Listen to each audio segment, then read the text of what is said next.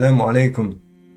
Aujourd'hui, on va essayer après une longue période sans vidéo, que j'ai pas pu faire pour des raisons personnelles, et comme son nom l'indique, c'est des raisons personnelles, donc je vais pas développer ça maintenant, ni plus tard. Euh, donc après longue période sans vidéo, je vais essayer de finir ma conclusion sur les recherches qu'on a faites sur la version du hadith qui dit: je vous ai laissé deux choses, le livre d'Allah et ma sunna.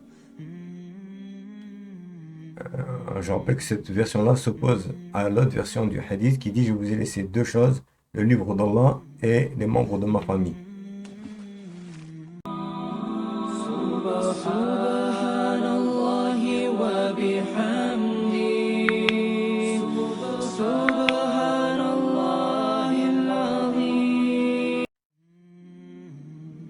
Alors, pour cette conclusion, on va essayer de la faire en trois parties.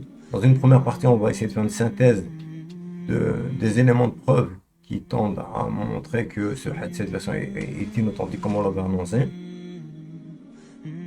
Donc on va reparler des 8 voies qu'on a traitées une par une, et on va essayer de faire en une petite vidéo assez courte une synthèse de tout ça. Dans une deuxième vidéo, on va essayer de répondre à l'argumentation de Cheikh Al-Albani quant à l'authentification de ce hadith, de cette version-là. Et dans une troisième vidéo, Inch'Allah, on va essayer de répondre à la problématique qu'on avait soulevée pendant cette recherche, à savoir pourquoi les savants du hadith ont mis en avant cette version du hadith qui dit: je vous ai laissé deux choses, le livre d'Allah et ma sunna, plutôt que de mettre en avant la version authentique qui dit: je vous ai laissé deux choses, le livre d'Allah et ma descendance, les gens de ma maison. Pour la deuxième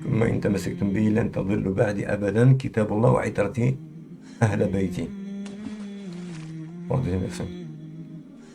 Donc là, dans un premier temps, on commence tout de suite dans cette première vidéo, donc par la synthèse. Et pour faire cette synthèse, on va d'abord commencer à revenir au schéma général qui reprend les 8 voies qui rapportent cette version-là, et pour se remémorer un peu tout ça, resituer chacune des voies. Et ensuite, on va faire une synthèse pour chacune des voies et conclure. Et prochainement, Inch'Allah, on va travailler sur la vie de Cheikh Al-Albani, qui étant l'un des plus grands muhaddiths de notre époque, bien qu'il soit mort aux alentours des années 2000, 1999 ou 2000, je ne sais plus exactement, ou 2001. Non, il reste pour moi qu'il reste une ou la plus grande référence sur ilm al-hadith actuelle, et son travail colossal ne peut pas être ignoré, et donc son avis non plus sur cette question-là ne peut pas être ignoré. Ce serait un manque d'occulter ce qu'il a dit. Et même que ce serait peut-être carrément une malhonnêteté intellectuelle de faire fi de son avis sur la question. Donc Inch'Allah, on retourne tout de suite au schéma, et j'en reviens vers vous.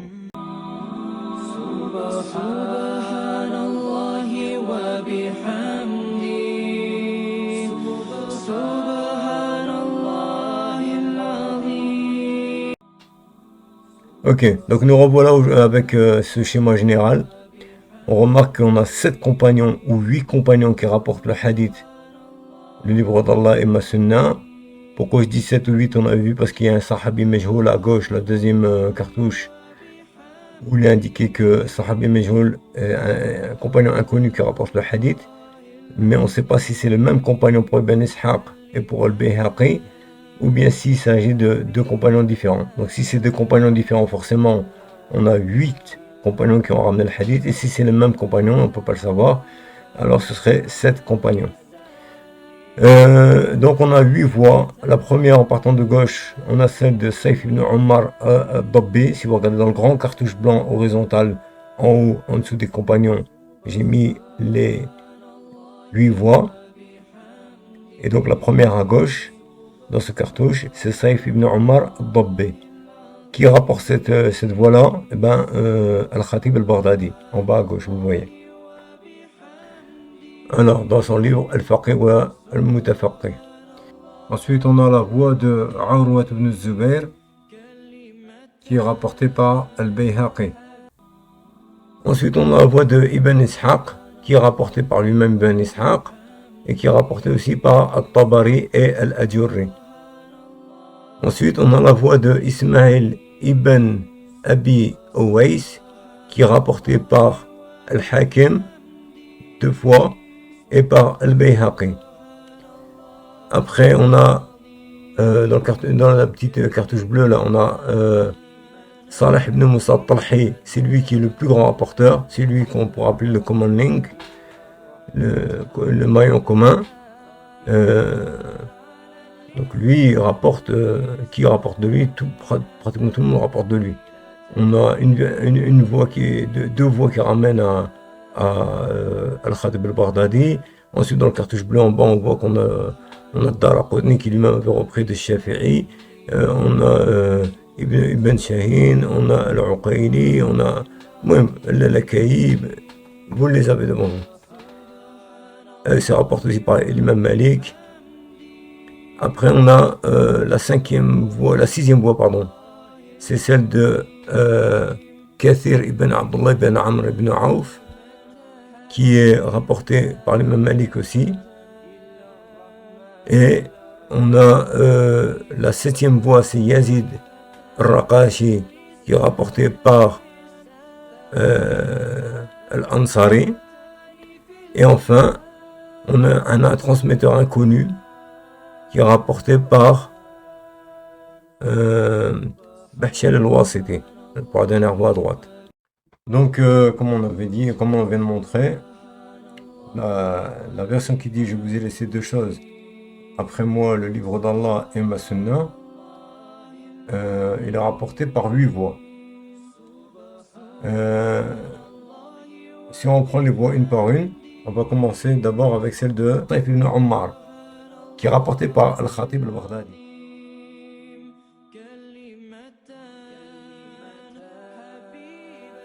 Cette chaîne-là, c'est une catastrophe. Il y a trop d'éléments dedans, trop de rapporteurs qui posent problème.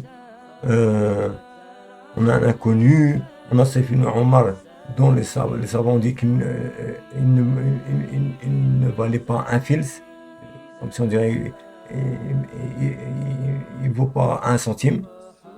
C'est un menteur qui a inventé des hadiths et qui l'a attribué mensongèrement à des transmetteurs fiables, comme le premier qu'on avait vu.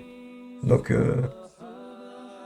celui-là, on ne peut pas prendre de hadith de lui. En plus, il y a un problème sur sa aqida.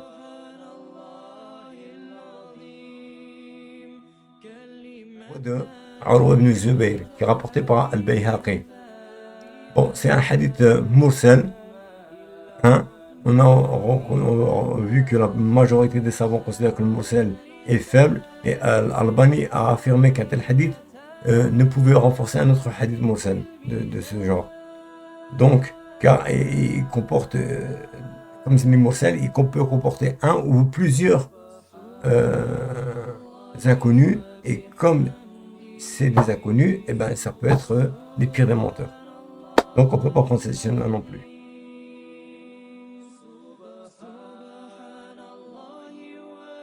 Alors la voix d'Ibn Ishaq, c'est une voix qui est extrêmement faible. Et elle ne peut pas renforcer les autres voix ni les autres chaînes. Alors, on a d'abord, dans la voix d'Ibn Ishaq, on en a 2 qui rapportent cette version d'Ibn Ishaq, cette voix d'Ibn Ishaq. On a une chaîne de transmission qui part de Tabari. Cette chaîne de Tabari, elle est très faible, très faible. Elle comporte plusieurs rapporteurs. Donc premièrement, on a Ibn Humayd, qui est considéré comme un inventeur de trafic, qui est considéré comme un inventeur de hadith, et qui fabriquait des chaînes de transmission de narrateurs dits valables ou solides, fiables, auxquels il rajoutait des textes de hadith. Donc il trafique. Donc c'est le plus haut degré de faiblesse d'un transmetteur, quoi. Il a inventé carrément des chaînes de transmission qui étaient considérées comme valides pour faire accepter le hadith qu'il voulait ramener. C'est la pure manipulation. On avait le deuxième, c'était Salama ibn al-Fadl, Le minimum qui a été dit sur lui, c'est qu'il était faible et qu'il commettait des erreurs. Et le pire, c'est que c'est le Bukhari qui est considéré comme un menteur. On a aussi dans cette chaîne-là, justement, puisque c'est la voix d'Ibn Ishaq, on a Ibn Ishaq, qui est considéré par Ibn Hajar comme un modéliste de la quatrième catégorie. Ça veut dire quoi un modéliste de la quatrième catégorie? Ça veut dire que c'est un modéliste qui ramène qui est caché des transmetteurs connus comme étant faibles ou des transmetteurs qui étaient, considérés comme inconnus. On ne savait pas qui ils étaient ces transmetteurs. Et donc on ne pouvait pas connaître leur état. Donc, ce type de transmetteur, quand il ne dit pas qu'il a entendu clairement, si Ibn Ishaq ne dit pas qu'il a entendu clairement de son transmetteur le hadith, on ne peut pas prendre de lui. Or, dans la voie rapportée par Tabari, on a Ibn Ishaq qui dit An, d'après. Et donc, comme il dit d'après, ça veut dire qu'il n'a pas clairement affirmé qu'il avait entendu le hadith. Et dans un tel cas, Ibn Hajar al-Asqalani dit qu'on ne peut pas prendre le hadith de lui. Enfin, on a Abdullah ibn Najih qui lui rapporte le hadith du prophète alors qu'il n'a même pas rencontré de compagnon. Et donc, il nous manque ou un épigone, un tabi'i, ou un sahabi, voire les deux. Voilà. Parce qu'il a dit d'après le prophète. Il raconte ce que le prophète a dit directement. Il ne peut pas avoir assisté, c'est un tabi'i. Et comme sa définition l'indique, la définition du tabi'i, c'est quelqu'un qui a vécu à l'époque des compagnons, qui a rencontré des compagnons, mais qui n'a pas rencontré le prophète parce qu'il n'a pas vécu à l'époque du prophète. Donc, il peut avoir pris le hadith directement d'un compagnon. Donc, chez le hadith, dans ce cas-là, il serait authentique parce qu'un compagnon, il est adl, il est d'une probité irréprochable, de par son statut de compagnon. C'est une chose sur laquelle on reviendra, Inch'Allah. Mais le problème, c'est qu'on ne sait pas s'il l'a pas pris d'un autre tabi'i. On a des cas où un tabi'i qui dit le prophète a fait ou le prophète a dit, en fait, il a pris de 5 jusqu'à 6 autres tabi'i, 6 autres épigones avant de ramener aux compagnons. Donc on ne peut pas savoir si les épigones dont il a pris étaient des épigones fiables ou pas. Et ce qui nous fait que dans la chaîne de transmission, on a 4 transmetteurs qui posent de graves problèmes. Donc cette chaîne de transmission entre les menteurs inventeurs de hadith, le modéliste de 4e catégorie dont fait partie Ibn Ishaq, et le tabi'i qui ramène le hadith du prophète sans indiquer quels étaient les intermédiaires entre lui et le prophète. Donc cette chaîne, elle est extrêmement faible. On a une deuxième chaîne de transmission pour cette première voie qu'on étudie, dont on fait la synthèse aujourd'hui, la voie d'Ibn Ishaq. C'est une chaîne qui est rapportée par Al-Ajuri. Elle aussi, elle est très faible et elle ne peut pas renforcer les autres chaînes. Pourquoi? Parce qu'on a un dedans qui s'appelle Abdullah ibn Shabib al-Raba'i. Il était tellement faible, tellement trafiqué qu'on a dit certains ont dit de lui, il mérite de se faire couper la tête. C'est celui dont on délaissait les hadiths, on ne prenait pas les hadiths, et il inversait et volait les hadiths. C'est un menteur, il n'y a pas de... Voilà, on ne peut rien prendre de lui. Plus, chez l'Ajuri, puisque c'est la voix d'Ibn Ishaq, alors on monte par Ibn Ishaq, et le problème d'Ibn Ishaq, c'est toujours le même, c'est qu'il dit d'après, il n'a pas dit qal. Donc comme il a dit d'après, il n'a pas dit un tel m'a dit, ça veut dire qu'il n'a pas entendu directement. On n'a pas la preuve qu'il a entendu directement. Et donc, dans un tel cas, un modéliste, un dissimulateur de catégorie 4, d'après tel qu'est Ibn Ishaq, implique qu'on ne puisse pas prendre le hadith de lui. Donc, la chaîne est très faible. La troisième chaîne pour la voix de Ibn Ishaq, c'est la chaîne de Ibn Ishaq lui-même.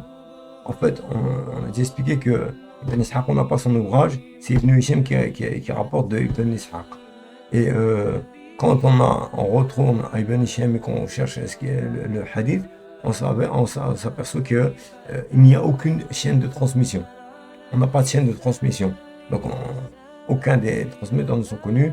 La chaîne est plus que faible et elle ne peut pas renforcer d'autres chaînes. Et donc, cette voie-là est à condamner totalement.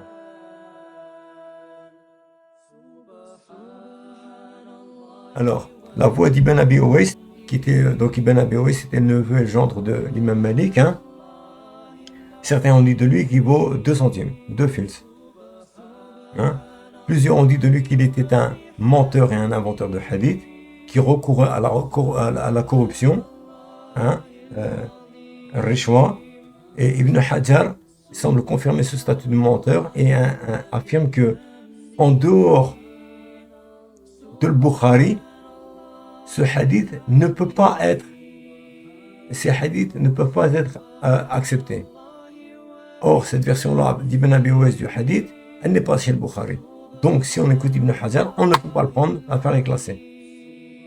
Donc, Ibn Abi Owais, ces hadiths ne valent rien. On dit de lui qu'il était un menteur qui a inventé des hadiths. On dit qu'il touchait le rishwa, donc sa probité est touchée. Sa adala est touchée. Pardon. Ibn Hajar m'a volé. Un peu malade. Le traitement là. Je suis toujours antibiotique, ça fait quelques jours. C'est d'ailleurs pour ça que je fais la vidéo, parce que je profite que je travaille pas pour pas passer mon temps à rien faire. Et je me suis dit, c'est le moment de. C'est l'occasion. C'est l'occasion pour faire cette vidéo là. Donc je reviens. Ibn Abi Owais, on nous dit quoi? C'est un neveu de l'imam Malik, mais il vaut rien. C'est hadith. Il était considéré par certains comme étant un menteur, inventeur de hadith. Ibn Hajar semble considérer, confirmer ça. Vous retournez à la vidéo, je l'ai montré. Et Ibn Hajar, pour sauver la réputation de Bukhari, défendre le Bukhari contre le fait qu'il ait pris d'un tel transmetteur des hadiths qu'il a rapporté dans son Sahih al-Bukhari, il dit que en fait le Bukhari a fait un tri dans ses hadiths, il a forcément récupéré que les hadiths qu'il considérait comme authentiques, et que en dehors de Sahih al-Bukhari, tout hadith qui serait rapporté par Ibn Abi Owais devrait être rejeté. Or, la version du hadith qui dit je vous ai laissé 2 choses, le livre d'Allah et ma sunna, n'est pas rapportée dans le Bukhari, et donc pour la voix d'Ibn Abi Owais, c'est celle qui passe par Ibn Abi Owais, et de ce fait-là, si on écoute Ibn Hajar al-Asqalani, on ne peut pas prendre le hadith.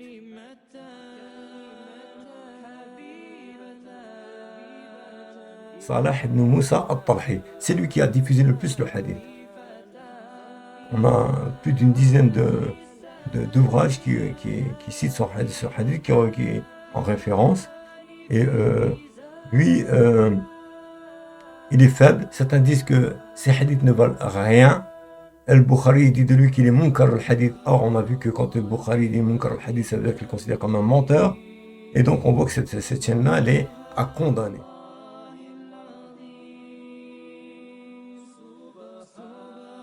C'est la première voix de l'imam Malik attribuée à Kathir ibn Abdullah ibn Auf. Elle a été attribuée par Ibn Abd al-Barr dans cet Hamid, qui est le commentaire de Muwatta. Et ce transmetteur, hein, Kathir ibn Abdullah ibn Auf, il est considéré comme étant un pilier d'entre les piliers du mensonge, on a vu. On a vu qu'il était considéré comme étant un pilier d'entre les piliers du mensonge. Au point que At-Tirmidhi, certains muhaddiths ont dit on ne donne plus aucun crédit aux authentifications de Tirmidhi. Pourquoi? Parce qu'il s'était permis d'authentifier un hadith dans lequel il y avait ce rapporteur, Kathir ibn Abdullah ibn Auf. Donc, quand quelqu'un ramène un hadith avec Kathir ibn Abdullah ibn Auf, si on l'authentifie, eh ben, nos authentifications n'ont plus aucun crédit à l'avenir. Pourtant, Ibn Tirmidhi, c'était une sommité. Ça reste une sommité d'ailleurs. C'est une référence. Et ils n'ont pas eu... ils n'ont eu aucun égard pour Tirmidhi en disant ça. C'est parce qu'il s'était permis de faire ça.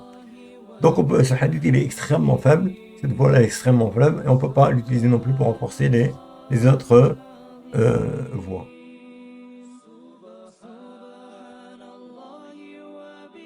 Celle de l'Ansari, elle aussi, elle est très faible, elle ne peut pas renforcer d'autres chaînes. elle comporte واحد qui s'appelle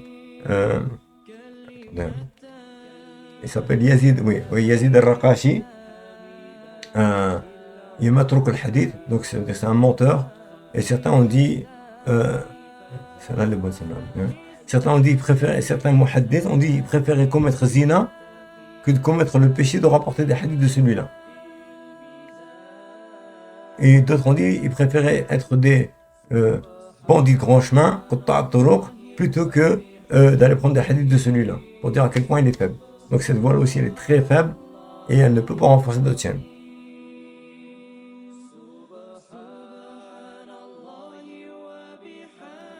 C'est la voie de Bahsh al-Wasiti. Bon, Bahsh al-Wasiti, on a montré que dans sa chaîne de transmission, elle comportait un inconnu dans son isnad, et que, comme il est inconnu, il pouvait être le pire des menteurs, cet inconnu. Comme il pouvait être le plus sadaire des sadaires, le plus véridique des véridiques. On ne peut pas savoir. Mais donc, comme l'incertitude est trop grande, on ne peut pas prendre cette chaîne de transmission pour renforcer une autre chaîne. La chaîne en elle-même, elle est faible dès lors où il y a un inconnu. C'est une grave faiblesse. Mais en plus de ça, cette faiblesse est telle qu'on ne peut pas utiliser cette chaîne-là pour renforcer notre chaîne. On avait démontré, pour tourner la vidéo de présentation de cette chaîne et de cette voie de transmission.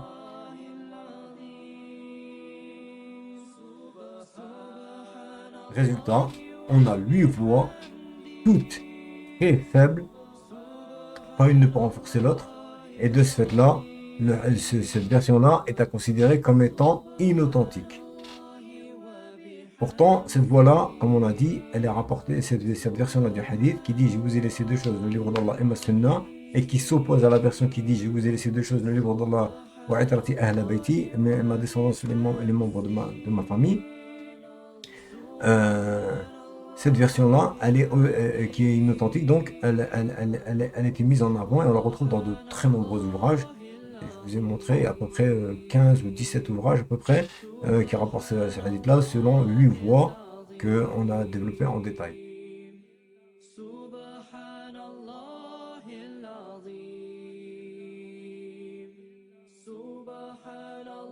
هذا الحديث هو الحديث المنسوب إلى النبي عليه الصلاة والسلام أنه قال تركت فيكم ما إن تمسكتم به لن تضلوا بعده أبدا كتاب الله وسنتي. هذا الحديث مع شدة اشتهاره بين الناس وبين الوعاظ بل والعلماء بعض العلماء الذين غير مختصين بالسنة النبوية لا يصح عن النبي عليه الصلاة والسلام على الراجح. هذا حديث ضعيف لم يثبت عن النبي عليه الصلاة والسلام وقد نبه على ضعفه عدد من أهل العلم وإن خالف قلة ورأوا أنه حديث صحيح وأنه مستغن بشهرته عن الإسناد لكن الراجح أنه لا يثبت عن النبي عليه الصلاة والسلام.